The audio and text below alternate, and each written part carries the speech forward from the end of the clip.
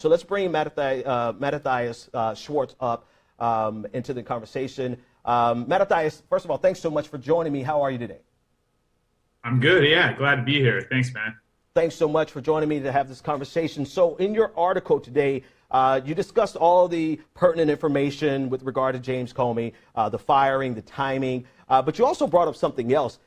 In the letter that Donald Trump wrote, he actually said that he's basing this decision on a recommendation from the Deputy Attorney General as well as the Attorney General. But in actuality, there was no recommendation from the Deputy Attorney General. He just outlined the case for it. Tell me a little bit about your article and that little nugget that you found. Yeah, absolutely. So there's sort of a confusing story with Trump trying to sort of pass the buck and also own this decision at the same time. After Trump fired Jim Comey, the White House released these 3 documents. One was a letter from Donald Trump, one was a letter from the Attorney General, Jeff Sessions, and one was a long memo from Jeff Sessions as deputy. So the letter from Trump said, it was very short and it was even a little bit sarcastic, and it said, Jim Comey, you've told me 3 times that that I'm not a subject of investigation, and I appreciate that, but nevertheless, I'm firing you on the basis of this from my Attorney General. So then he points to the Sessions document, and then the Sessions document is also very short and very vague, and it says, I've conducted an evaluation and I received this recommendation from my deputy, Rod Rosenstein, and then, but it doesn't really say or analyze what that was. So then there's this long letter from the deputy. It's a long memorandum, but what that letter does not say is that Jim Comey should be fired. Right. It says that Jim Comey behaved badly, but it doesn't actually say in there that the proper course of action would be to get rid of him. And that's the interesting factor here, because Attorney General Jeff Sessions has ostensibly removed himself, recused himself from anything related to Russia, and it seems as though this is a conflict with that recusal. What were your thoughts on that? That's right. Now he's also going to be directly involved, it appears, in picking Jim Comey's replacement. The new head of the FBI. We've got an acting director now, but Trump is going to name someone new, and it looks like Sessions is going to be a part of that selection, which also goes against this idea that he's recused himself, which is something that he promised to do. Right, right. So what does that say, or what does that do for us in terms of the next step? Like, they've gotten rid of James Comey, but they haven't gotten rid of the investigation, and the justification for why they got rid of James Comey really, they make a case. The Deputy Attorney General, he does make a case, and that case there aligns. Is a case in that letter.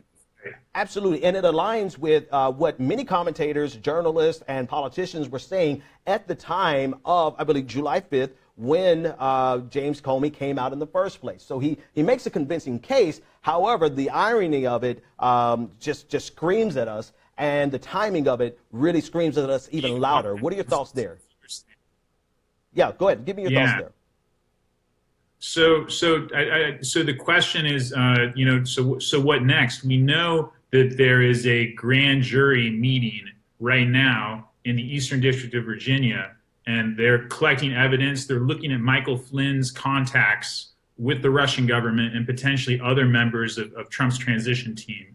And they're trying to decide, this is what grand juries do, whether or not they're going to indict Michael Flynn and potentially some other people. And that investigation is going to keep going under the the head of the Eastern District of Virginia, who I believe is Dana Buente. And then there's also rumors that there may be, and these are just rumors, but there may be a second grand jury meeting in New York that's also looking at some Trump transition matters and foreign investment.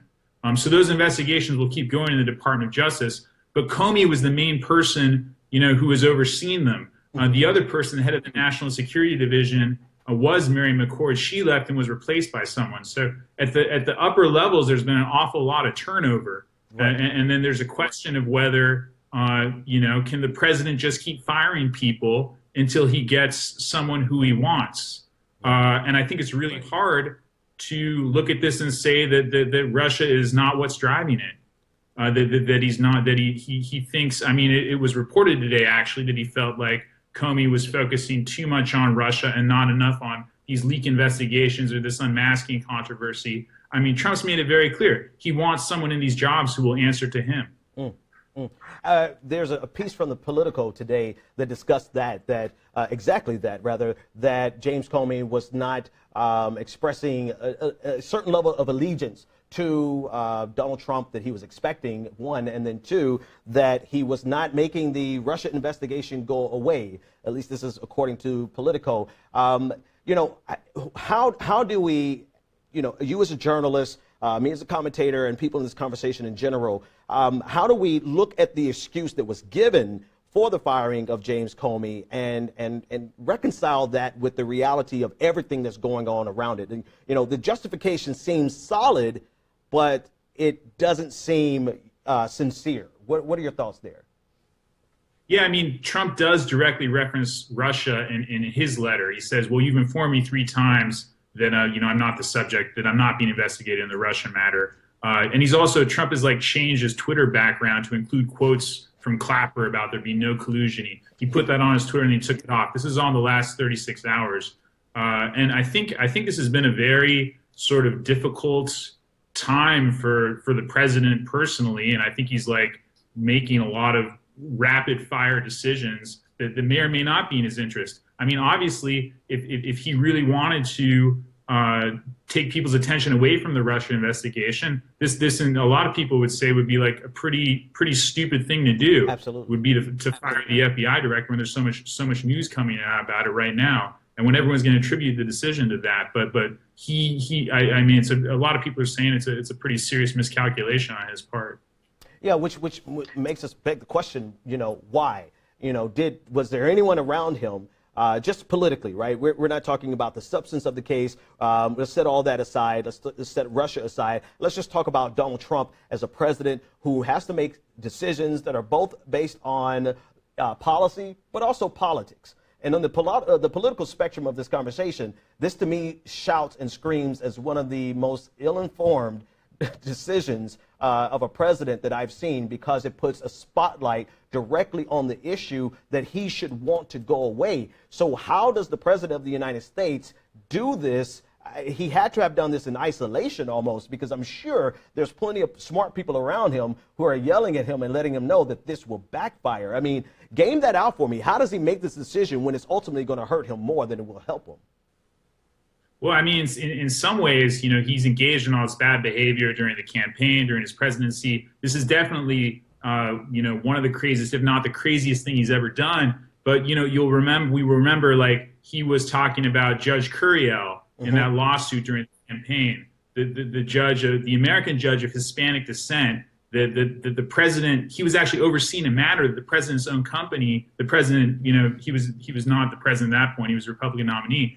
And Trump doubled and tripled down, you know, denigrating this guy's Mexican heritage. And he could have apologized, but instead he just kept, and it seemed like he was getting deeper and deeper, and he pulled himself out of that rut somehow. I think in the past he's been rewarded for bad behavior, and he really hasn't like experienced any pushback. I mean, he has almost this punk sensibility where if something is forbidden, or if something is expected of him because of decorum or because of norms, he has an urge to violate and shatter, you know, those norms. Like, that's just his pattern of behavior. And then everything's really contingent to him. Relationships, policy positions. I don't think he's changed so much on so many issues and on so many people. And I think having someone as independent as Comey and who's been around for so long and who knows so much as Comey, I think it must have been you know, as the Russia thing progressed, a pretty uncomfortable presence for him to have in his sphere. So it may have just reached a point where he had to just kind of like psychically eject the guy, because it was like too much for him to deal with personally. And there's no one in the White House who was going to tell him no, because he's gotten rid of all of those people also. And so he's in a position where he's able to make these decisions without counsel, without advice from advisors, and puts himself in a situation. This is the essence of the Donald Trump brand, right? Like, I'm the man behind the desk. I'm going to do whatever I want. No one's going to tell me, like, who to fire. This is sort of what he's built it on. And, and any time like a Paul Manafort or a Steve Bannon has risen up, he's pushed those people away. I mean, the only people he's really consistently kept close through his career are family. Right. Interesting. We have a couple of comments and questions from the chat room on Facebook. We'll pull them up on our screen now. Ray Snyder from Facebook says, who's telling the president what to do? And I think that's a substantive question. It's a short question, but it's very substantive when we consider our conversation that we just had. Who is informing, who advised the president on this decision on yesterday based on who's left, practically? He's gotten rid of a lot of people, and he's surrounding himself, for lack of a better phrase, with yes men and yes women. But who's helping him here? Who's left? Well, certainly Jeff Sessions. The White House released a timeline this afternoon that showed that Trump and Sessions met the day before this decision to talk it over. This is certainly a decision that the Sessions could have put his foot down or said there was a price to pay, or even in some universe resigned over and didn't. So Sessions, if Trump, at a minimum, I would say, is a kind of enabler of this decision. And then I think it's the media cycle. I think a lot of it's television. We know that Trump watches a great deal of cable news. We know that on Monday there was this hearing with Sally Yates, where Yates was putting Flynn's contacts with Russia back at the top of the news cycle. And one thing we've seen over and over again from Donald Trump, whenever he's losing control of the media narrative, he takes some kind of drastic action. He makes an outrageous tweet. He makes some giant personnel decision. So I think it's possible that he was just listening to the TV and felt like, that he was losing control of sort of the public consciousness and felt like he had to make a move to show, everyone who is still the boss. I mean, I'm psychologizing a little bit here, but I do think that the Yates hearing on Monday had something to do with it. Yeah, and unfortunately, we have no choice but to try to delve into the thinking of Donald Trump, because any rational observer would see how irrational this decision was, particularly at the timing, especially because of the negative ramifications for Donald Trump. We have no choice but to sit back. And for me, and I would like your commentary on this, for me, it screams danger. Because if he's willing to make a hasty decision, an irrational decision, based on, I don't know what information he had in front of him that made him think this was good, but this was a bad choice, and he even echoed that, saying that he was surprised by the blowback and just surprised by the dissent from the Democrats. If he's willing to do that with a situation like this, that's really connected to him personally, I'm afraid of what he would do in other situations. Who is he going to ignore? Is he not going to take sound counsel? Is there going to be anyone smart around him left? Because this is not just about Russia at this point. This is also about every other issue, every other foreign policy issue. There's going to be any number of emergencies that he's going to have to make a sound decision. And this really screams that he is not a good decision maker. What are your thoughts there?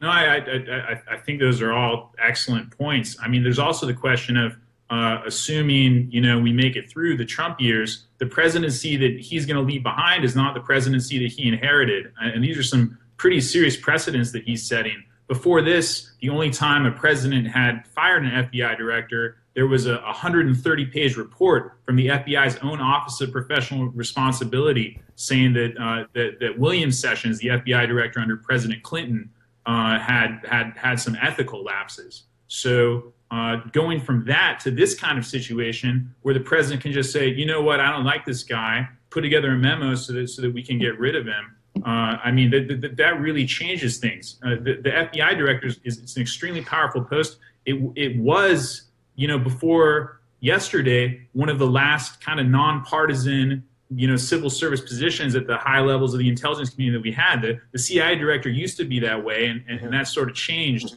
after the second Iraq war. And so Trump he's really, doing some damage to our institutions and to the way these things will be handled in the future, I think. We have one last comment here from Facebook concerning the managerial style of President Trump, and it says from Alan, he says that Trump is just a bad manager. He relies on fierce loyalty, which allows for his poor leadership skills to go unchecked. I see this all the time. Some people like to scam out of corners, but that style is only successful in limited environments. And I think that's a very apropos comment, because this is what it boils down to. He's trying to translate what worked for him in the private sector into government, but we're talking about decisions that have far-reaching ramifications, and the implications. There's everyone in the country, right? We're not talking about a board of chairmen. We're not talking about stockholders. We're talking about every single person in the country that chooses to tune in and be interested. They have something to say about this. What do you think about his managerial style transitioning from corporate America to the White House? No, I think you're right, Ben, on all those considerations. It would have been nice if someone had told him that stuff beforehand, but he seems to sort of like to learn on the fly. Yeah. I will say that he's a quick study, as we learned during the campaign. He's incredibly pragmatic, and his sort of flexibility or lack of any ideological commitments have made him able to change to transition from the campaign environment to the Washington environment. If you look at like his policy on Asia or NATO, he used to be this like isolationist nativist, and then he just like threw that out the window, and now he just wants a little bit more money from allies, and he's basically towing the line. But in this case, he did not receive very good counsel, and it may, I wouldn't be surprised if this were the beginning of the end of his presidency. It's not hard to imagine that happening, and I think a lot of Democrats are just sort of waiting for the right moment now to get impeachment proceedings underway. It would not surprise me at all to see something like that happen in the next 20 to 30 days. Interesting. Thanks so much. This has been Matt Schwartz from the Intercept. Listen, thanks so much for taking your time out this afternoon to speak with me. It's been great. I really appreciate it. Thanks for having me. Hey, my pleasure.